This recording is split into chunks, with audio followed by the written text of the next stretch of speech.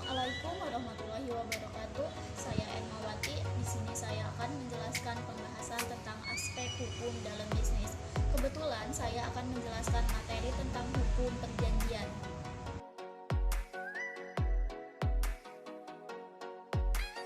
Halo teman-teman semua, kalian bisa lebih kenal aku ya.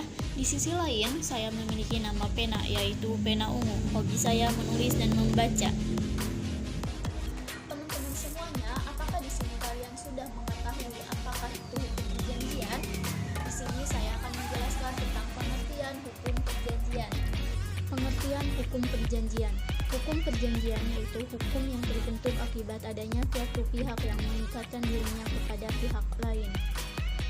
Perjanjian menerbitkan suatu perikatan antara dua orang atau lebih mengikatkan diri terhadap satu orang lain atau lebih. Pada pasal 1313 KUH Perdata merumuskan, perjanjian adalah suatu perbuatan di mana satu orang atau lebih mengikatkan diri terhadap satu orang lain atau lebih. Memiliki 4 asas hukum perjanjian. 1. Asas berkebebasan berkontrak. 2. Asas konsensualisme. 3. Asas istikat baik. 4. Asas kepribadian. Kemudian, hukum perjanjian memberikan kebebasan yang seluas-luasnya kepada masyarakat, termasuk kepada pelaku usaha untuk mengadakan perjanjian yang berisi apa saja, asalkan tidak melanggar ketertiban umum dan kesusilaan. Mereka diperbolehkan mengatur sendiri kepentingan mereka dalam perjanjian yang dibuat. Misalnya, barang yang diperjualbelikan menurut hukum perjanjian harus diserahkan di tempat di mana barang itu berada sewaktu perjanjian jual beli itu ditutup. Kemudian ada syarat-syarat sahnya suatu perjanjian. Apakah saja itu? Dalam pasal 1320 KUH Perdata berbunyi, untuk sahnya suatu perjanjian diperlukan 4 syarat. 1. Sepakat mereka yang mengikat dirinya. Yang dimaksud adalah dengan sepakat dimaksudkan bahwa kedua subjek yang mengadakan perjanjian itu harus bersepakat, setuju atau sedia sekata mengenai hal-hal yang pokok dari perjanjian yang diadakan. Apa yang dikehendaki oleh pihak yang satu juga dikehendaki oleh pihak yang lain. Kedua, kecakapan untuk membuat suatu perjanjian. Maksudnya adalah orang yang membuat suatu perjanjian harus cakap menurut hukum. Pada dasarnya setiap orang yang sudah dewasa dan sehat pikirannya adalah cakap menurut hukum. Dalam pasal 1330 KUH Perdata disebut sebagai orang-orang yang tidak cakap untuk membuat suatu perjanjian adalah orang-orang yang belum dewasa. Maksudnya di sini adalah harus ada komunikasi dan obrolan. Kemudian yang ketiga, suatu hal tertentu. Maksudnya adalah mengenai suatu hal tertentu, maksudnya ialah bahwa objek perjanjian harus tertentu. Setidak-tidaknya harus dapat ditentukan pada pasal 1333 KUH Perdata. Barang-barang yang baru akan ada di kemudian hari pun dapat menjadi objek suatu perjanjian. Menurut pasal 1334 KUH Perdata. Kemudian yang terakhir nomor 4, suatu sebab yang halal. Maksudnya adalah pengertian sebab yang halal ialah bukan hal yang menyebabkan perjanjian, tetapi isi perjanjian itu sendiri. Isi perjanjian tidak boleh bertentangan dengan undang-undang, kesusilaan maupun ketertiban umum. Diatur oleh pasal 1337 KUH Perdata. Ada 2 syarat yang dinamakan syarat-syarat subjektif. Dikatakan mengenai orangnya atau subjeknya yang mengadakan perjanjian. Kemudian 2 syarat terakhir dinamakan syarat-syarat objektif. Kenapa tanda tanya? Dikarenakan perbuatannya itu sendiri atau perbuatan hukum yang dilakukan.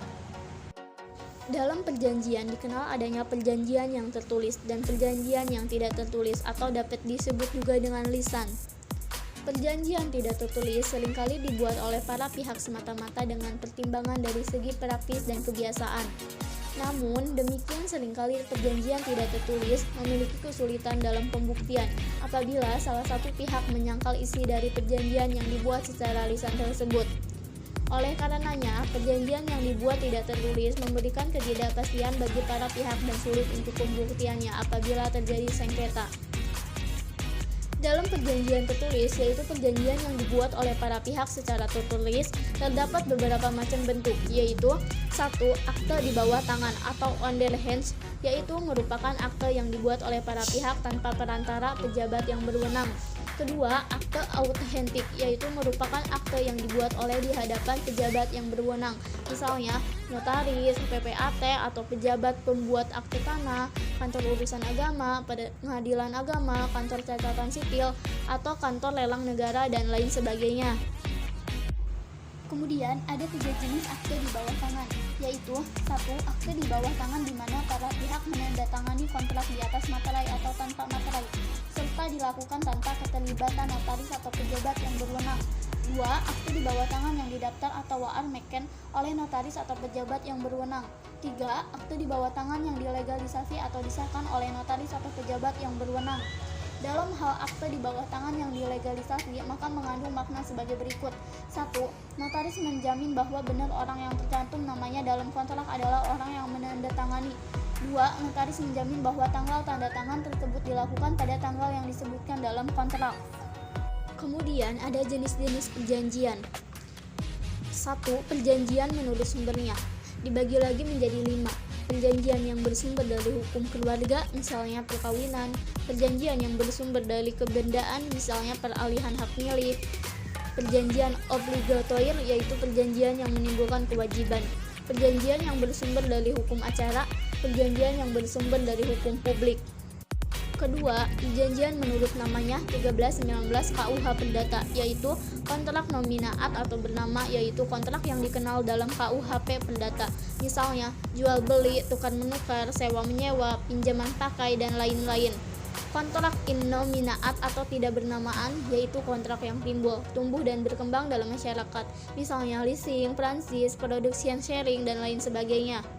Kemudian ketiga, perjanjian menurut bentuknya 1320-1682 KUH Perdata, yaitu perjanjian tertulis dan perjanjian tidak tertulis.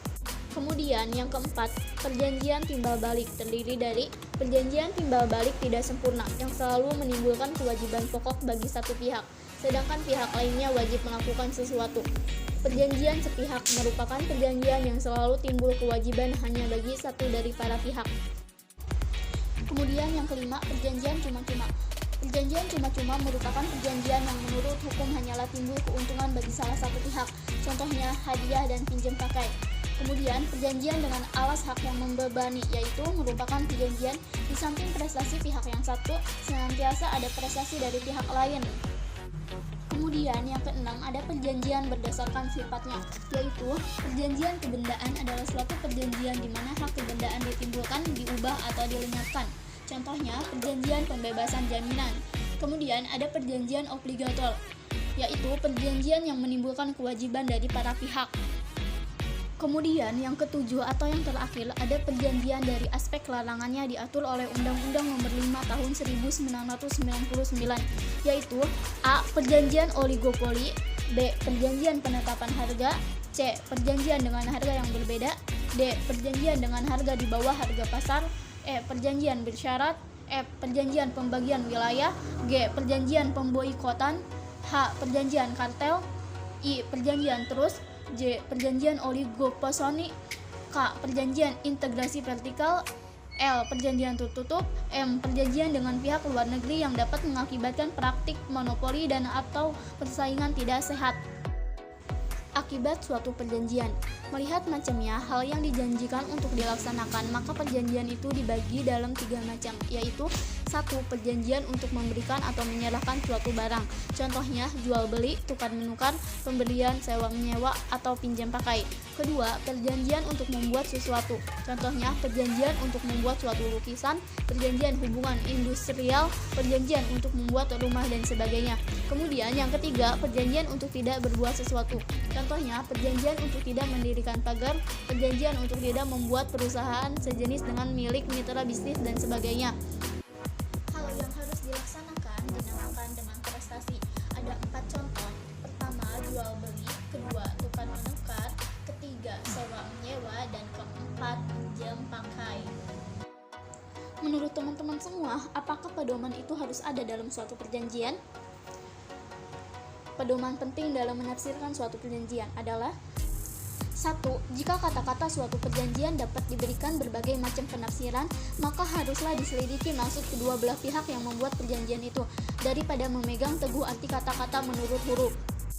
2. Jika sesuatu janji berisikan dua macam pengertian, maka harus dipilih pengertian yang sedemikian rupa yang memungkinkan perjanjian itu dilaksanakan, daripada memberikan pengertian yang tidak memungkinkan suatu pelaksanaan.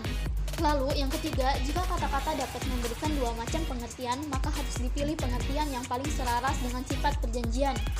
Kemudian yang keempat, apa yang meragu-ragukan harus ditafsirkan menurut apa yang menjadi kebiasaan di negeri atau di tempat di mana perjanjian diadakan. Yang kelima, semua janji harus diartikan dalam hubungan satu sama lain dan tiap janji harus ditafsirkan dalam rangka perjanjian seluruhnya. Kemudian yang keenam atau yang terakhir, jika ada keraguan-raguan, maka suatu perjanjian harus ditafsirkan atas kerugian orang yang telah meminta diperjanjikan sesuatu hal dan untuk keuntungan orang yang telah mengikatkan dirinya untuk itu. Kemudian di sini ada wan prestasi dan akibatnya. Wan prestasi artinya tidak memenuhi kewajiban sebagaimana ditetapkan dalam perikatan atau perjanjian. Hal ini disebabkan karena alpa atau lalai atau ingkar janji. Perkataan wan prestasi berasal dari bahasa Belanda yang berarti prestasi buruk, atau wan beher yang berarti penguasaan buruk, atau wan daat yang berarti perbuatan buruk. Kemudian, wan prestasi dapat berupa 4 macam. 1. Tidak melakukan apa yang disanggupi akan dilakukannya. 2. Melaksanakan apa yang dijanjikannya tetapi tidak sebagaimana dijanjikan. 3. Melakukan apa yang dijanjikan tetapi terlambat. Kemudian yang keempat, melakukan sesuatu yang menurut perjanjian tidak boleh dilakukannya. Terhadap kelalaian ataupun kealpaan pihak yang wajib melakukan sesuatu atau debitur, maka ada beberapa sanksi atau hukumannya. 1. Membayar kerugian yang diderita oleh kreditor. 2. Kreditor dapat meminta pembatalan perjanjian melalui pengadilan. Ketiga, kreditor dapat meminta pemenuhan perjanjian atau pemenuhan perjanjian disertai ganti rugi dan pembatalan perjanjian dengan ganti rugi. Karena wan prestasi mempunyai akibat-akibat yang begitu penting, maka harus ditetapkan lebih dahulu apakah si berutang melakukan wan prestasi, dan apabila hal itu disangkal, maka harus dibuktikan di muka hakim. Untuk membuktikan bahwa seseorang telah melakukan wan prestasi, maka pasal 1238 KUH Perdata menyatakan si berutang adalah lalai bila ia dengan surat perintah atau dengan akte sejenis itu telah dinyatakan lalai, atau demi perikatannya sendiri jika menetapkan bahwa si berutang akan harus dianggap lalai dengan lewatnya waktu yang ditentukan. Seorang debitor yang dituduh lalai dan dimintakan supaya diberikan hukuman atas kelalaiannya, maka dapat membela diri dengan mengajukan beberapa macam alasan untuk membebaskan dirinya dari hukuman tersebut. Pembelaan tersebut adalah: 1. Mengajukan tuntutan adanya keadaan memaksa. 2. Mengajukan bahwa kreditor sendiri juga telah lalai. 3. Mengajukan bahwa kreditor telah melepaskan haknya untuk menuntut ganti rugi atau pelepasan hak. Kemudian ada hapusnya perikatan atau perjanjian. Hapusnya perikatan ditentukan dalam pasal 1381 KUH Perdata sebagai berikut. 1. Karena pembayaran. Dalam hal ini debitor atau penjamin membayar utangnya. Dalam hal ini dapat terjadi bahwa pihak ketiga muncul untuk melakukan pembayaran kepada pihak kreditor, sehingga terjadi penggantian kreditor. 2.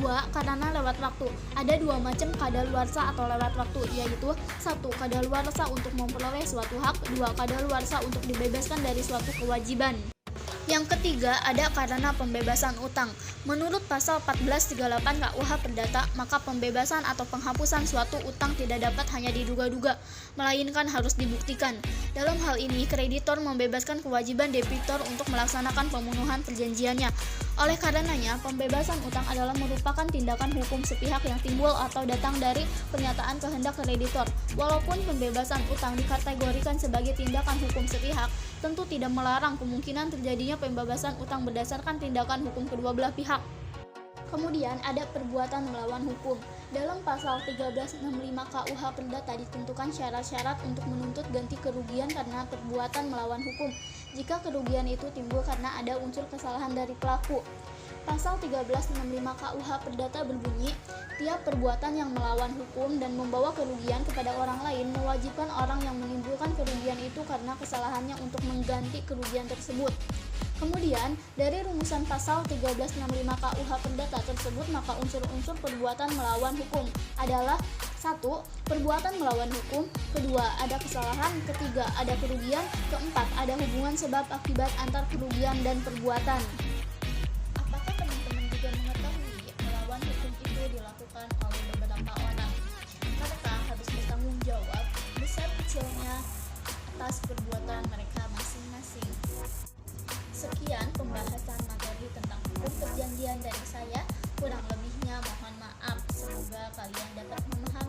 Wassalamualaikum warahmatullahi wabarakatuh. Tetaplah melangkah walaupun perlahan daripada tidak sama sekali.